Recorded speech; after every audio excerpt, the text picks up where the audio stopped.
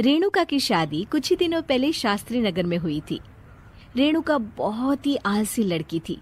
वो दिन भर बेड पर सोती रहती या फिर मैगजीन पढ़ती रहती और घर के काम भी धीरे धीरे ही करती। एक दिन उसकी सास उसके पास आती है। बहू, आज बेसन का चिला बना दे, बड़ा मन कर रहा है। हाँ मम्मी जी, बनाती हूँ थोड़ी देर में। थोड़ी देर में? अरे थोड़ी देर में तो रात के खाने का वक्त हो जाएगा बहू। अच्छा मम्मी जी, तो फिर आप रात का खाना ही खा लीजिएगा ना।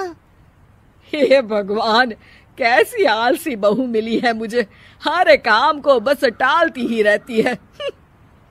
रेणुका दिन भर बस आलसपना ही करती रहती।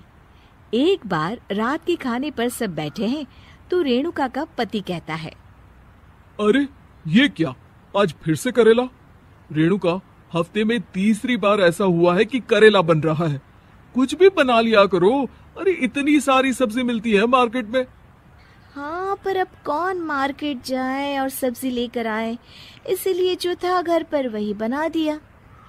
बहू, फ्रिज खोलकर देखती तो पता चलता कि सारी सब्जियां रखी होती है, पर तुम्हारा आलसपन खत्म हो तो तुम्हारी नजर जाए ना।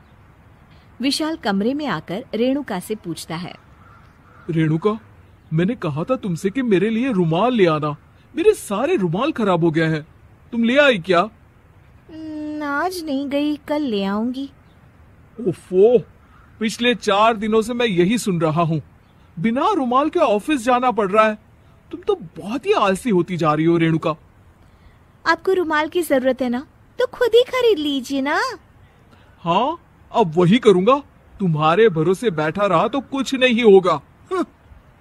एक दिन दरवाजे पर बेल बज रही होती है और रेणुका सोफे पर बैठी होती है, पर आलस में दरवाजा खोलती ही नहीं।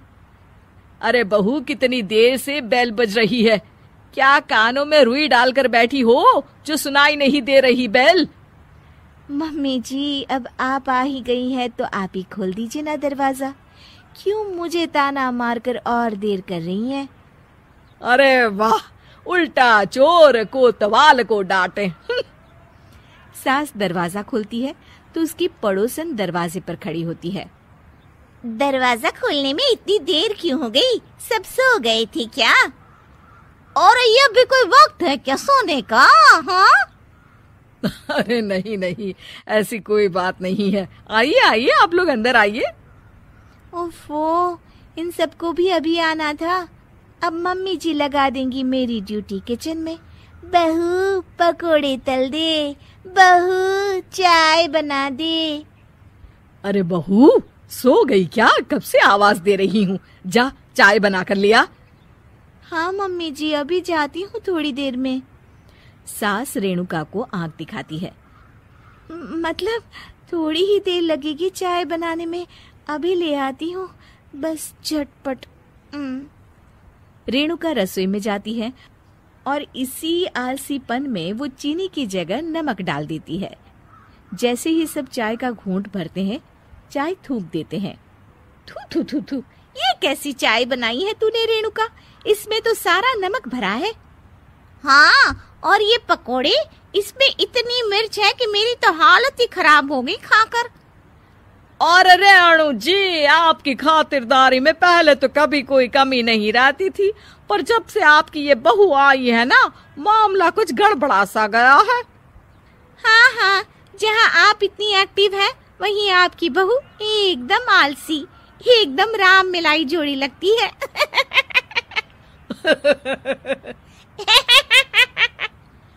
अच्छा जी, चलते हैं अब। नमक वाली चाय पिलाने के लिए बहुत बहुत शुक्रिया। सब वहां से चले जाते हैं। अरे तूने तो मेरी नाक ही कटा दी बहू। वे लोग क्या सोच रहे होंगे मेरे बारे में? मम्मी जी, मैंने तो शक्कर ही डाली थी, पता नहीं नमक कैसे बन गई शक्कर। शक्कर नमक नहीं बना बहू रानी, तुम्हारा ये जो आलसपना है ना, ये उसी का नतीजा है।